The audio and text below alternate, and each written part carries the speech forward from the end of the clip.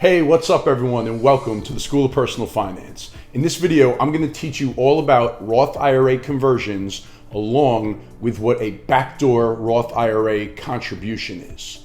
Let's get to it.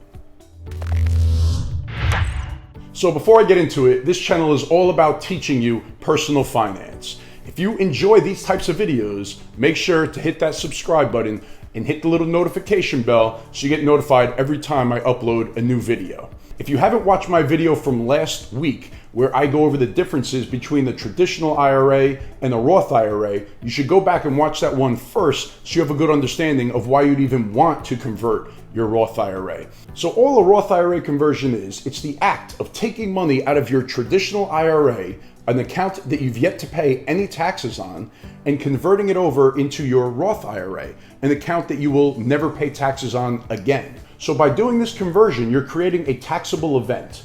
Any amount that you convert is taxed as ordinary income in the year that you make the conversion. So now anybody could do a Roth conversion at any time. It doesn't matter how much money you make or if you make no money, you could always do a Roth conversion. And you don't have to do the full account value if you don't want to. So if you have 100 grand in your IRA and you decide that you only want to convert $10,000 of it, you could totally do that. Or you convert the whole thing. You can pick and choose each year how much you want to convert or if you want to convert it all. So how do you decide if converting some of your money to a Roth IRA makes sense for you? And it really comes down to your income and your tax brackets. So if you have a high income and you're in the high tax bracket, most of the time it does not make sense to convert to a Roth IRA, because what you're doing is you're creating more taxable income that's going to be subject to those high tax brackets. So usually that does not make sense. Where it does make sense is if you're the opposite. If you have a lower income, if you're in a low tax bracket and you could convert and pay these low tax rates now and let that money grow tax-free forever. So a saying in the financial industry is, don't let a low tax bracket go to waste. And what we mean by that is that if you have a low income and you're in a low tax bracket, you should fill up that tax bracket by converting money, by making more taxable income, by taking money from your traditional IRA and converting it to your Roth. So let's just look at a quick example of what I mean by that. If we look at this simple tax return here, this individual has $39,000 of salary, of W-2 income. And let's just say that they're single and they have one child. All right, so $39,000 of income. Now everybody gets a standard deduction. So in this case, this person is not itemizing their deductions. They're taking the standard deduction, which in 2020 is $12,400. So their taxable income is $26,600. And now that would put them in the 12% tax bracket. So they would owe $2,994 of taxes. That's what their tax obligation would be. But now because they have one child, they get the $2,000 child tax credit. So that reduces that amount by $2,000. So their tax liability would be $994. But now their taxable income, that's the important number here. This $26,600. If we go back and we look at the tax brackets, for somebody that is single, they are allowed to make up to $40,125 and still be in the 12% tax bracket. So that means that we have some room here, that we're able to add additional income to fill up that 12% tax bracket. If you could convert money at 12%, that is a win. Because if you think about it, having that money then be tax-free in retirement, the odds are that we are going to be in higher tax brackets at that time. We are in historically low tax rates right now. So to be able to convert at a 12% tax rate, and then it's going into the Roth, and it will be tax-free forever. It's going to grow tax-free, and then when you take it out in retirement, you take it out tax-free. That would be a very good case where doing a Roth IRA conversion would make sense. Now, if we look at another very simple example, if we have somebody who has $100,000 salary and say they're married, so they're filing joint, and their taxable income after the standard deduction is $75,200. Now, in this case, if they say, you know what, I have all this money in my traditional IRA, I want to convert it over to a Roth. They say, I'm going to convert $40,000 over to my Roth IRA. So now this would bump up their taxable income from $75,200 up to $115,200. So if we go back and we look at these tax brackets, so married filing joint, you're in the 12% tax bracket on taxable income up to $80,250, and then it jumps up from 12% up to 22%. So in this case, they would be going from taxable income in the amount of $75,200 and going up to $115,200. So a bulk of that $40,000 that they decided to convert would now be subject to this 22% tax bracket. So in that case, it just doesn't make any sense to take money and pay it at a higher tax bracket, at a higher tax rate to do this conversion. They're better off just leaving it in the traditional IRA and deferring the taxes. Maybe they'll get another opportunity later on in life to do a conversion where it will make sense. So now, as you can see, as I'm going through this, understanding the tax code and the tax rates and where you fall, it is a big part of using this strategy. So having a CPA that could run these numbers for you, somebody that you could trust, along with a good financial advisor, might come in very handy for your situation. You don't want to mess this up. You don't want to make a huge mistake and jump yourself into a higher tax bracket and pay much more in taxes than you have to. So having people that you could work with and people that you could trust that know their stuff, it makes a lot of difference with this strategy. And again, for full disclosure, I'm throwing things out there. I know nothing about you. Do not take this as personal recommendations or personal advice. I don't know anything about your situation. As always, consult with your own tax advisor, your own financial advisor to see if this strategy might work for you. Whenever you make a Roth IRA conversion, you always want to have the money that you're going to owe in taxes in another account. You don't want to use the IRA to pay the taxes that you're going to owe, especially if you're under 59 and a half, because then not only are you going to owe taxes on the amount that you're using to pay taxes, but you're also going to have a 10% penalty on that amount because you're not converting that amount. You're taking a withdrawal from that amount to go ahead and pay the taxes that you're going to owe. So you don't want to use the IRA itself to pay the taxes on the conversion. You want to have outside money saved in order to pay the taxes that you're going to owe for doing the conversion. And you know, you never know when life is going to give you a great opportunity to make a Roth IRA conversion. A simple example would be if you worked for a job for 15 years and you did a great job saving in the 401k plan, but you decide that you had enough and you want to go maybe travel the world for a year. So now you have a year of no income.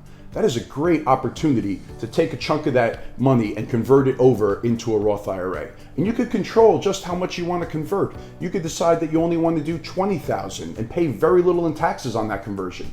Or you could decide that you want to do $60,000. It depends how much money you have saved, but that's a great opportunity. Or if you're going to start a small business and you're going to have a couple of years where you really don't have much income, that could be a great window of time where doing Roth IRA conversions are a great idea because you're going to be in a lower tax bracket, so you could convert amounts that are going to keep you in those low tax brackets, but you'll be able to convert it over at those low rates and then have it grow tax-free forever. So you never know when opportunity will knock, but you have to be aware of these things so you could seize the moment when it does come in your life. So as I discussed in my last video, any contributions that you make into a Roth IRA, you could take back out at any time without taxes or penalty. So with converted amounts into a Roth IRA, it's very similar with one caveat, with one additional rule. Any money that you convert, you have to wait 5 years before you could take it back out of the Roth IRA without taxes and penalty. And it makes sense why they would do this. So let's just look at a quick example. So if you have 100 grand in the traditional IRA and you convert 20,000 into a Roth in 2020, 5 years later, you could actually take that 20,000 back out of the Roth IRA and use it without any taxes or any penalty. Any of the growth would have to stay in the Roth IRA, but the amount that you converted, you could take out with any tax or penalty. And the reason why they make you wait 5 years is because they don't want to allow people to just do a conversion and then take a withdrawal to avoid the 10% penalty that is involved with a traditional IRA. With a traditional IRA, if you take a distribution out of it and you're younger than 59 and a half, you have to pay income taxes and you have to pay a 10% penalty. So they don't want to allow people to just make a conversion, pay the taxes, which they would have to anyway, but then not have to pay the 10% penalty. It would be a way to circumvent that. So they put this rule in, the 5-year waiting rule, where you have to wait 5 years, but then you could take your contributions out without any taxes or penalty. But that could come up big for you if you do start your own business and you don't know what the future looks like, where 5 years down the road you would have access to that money. And this is called the Roth conversion ladder. And people use this strategy to actually retire early or to leave their job before retirement age and do something different. They start making Roth IRA conversions and they ladder the conversions. So maybe they do $20,000 a year And then 5 years later, that $20,000 becomes available to take a distribution from without any taxes or penalty. And then the next year, another $20,000. The next year, another $20,000. So they ladder the conversions so that 5 years out in the future, every year after that, they're going to have money falling off of this 5-year rule that they'll be able to take out without taxes or penalty. So that's called a Roth conversion ladder. And it's another good strategy that people use out there. And the process of making a conversion is very simple. You could actually just call whichever broker you have your traditional IRA with. So if you have it at Vanguard or Fidelity or Schwab or TD, whoever it is, you could call them up and say, listen, I want to make a conversion.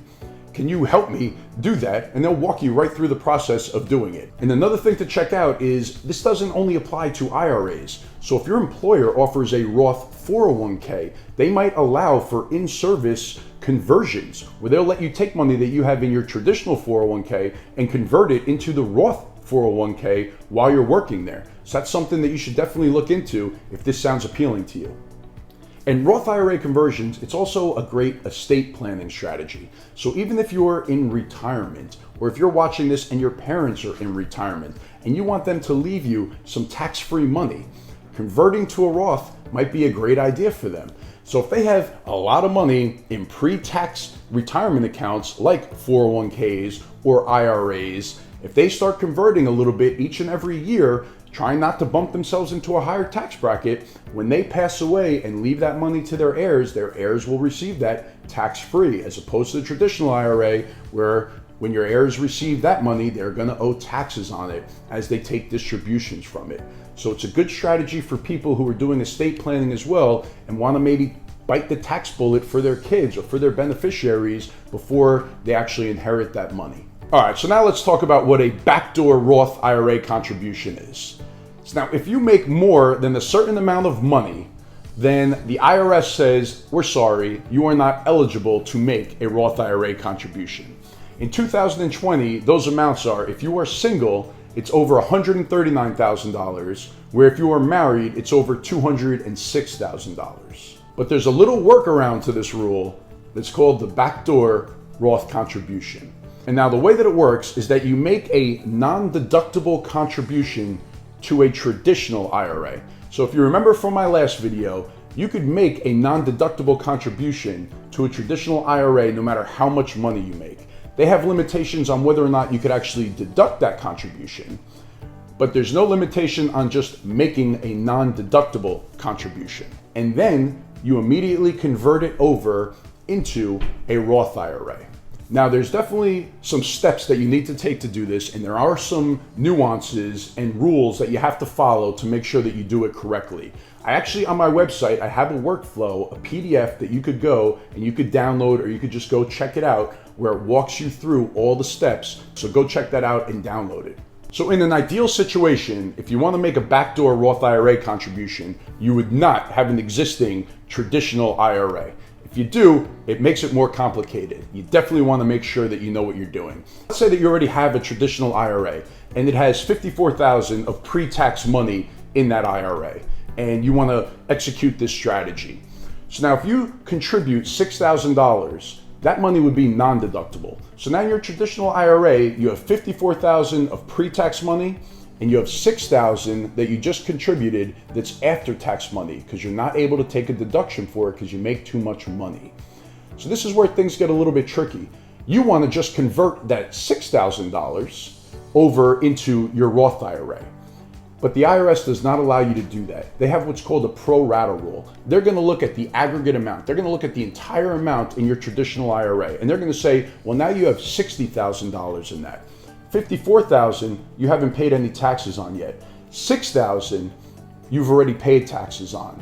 So the percentage of that, it would be 10% of your account is after-tax contributions, and 90% of the money in there is pre-tax contributions. So if you convert $6,000, 10% of that, only $600 of it would not be taxable during the year of the conversion, where $5,400 would be taxable in that year. So it's not as clean and easy if you already have an existing pre-tax traditional IRA. One thing you could look at doing if you find yourself in that situation is seeing if your employer will allow you to roll in your traditional IRA into your 401k.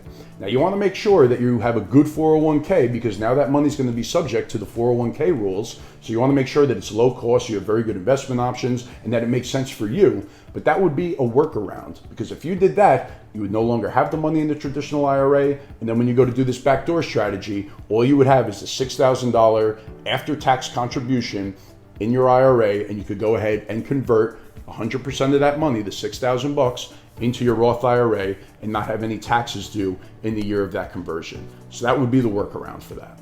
All right, that's it for this one. I hope you enjoyed this video. These are some higher level strategies that we're talking here, but they could be life-changing. If you take advantage of these situations and you use these, they could really have a big impact on the bottom line for you later on in life. Please, if you've not done so already, subscribe to this channel, like this video. It helps so much with the YouTube algorithms as far as them showing these videos to more and more people. I will see you again in the next one. Thanks a lot.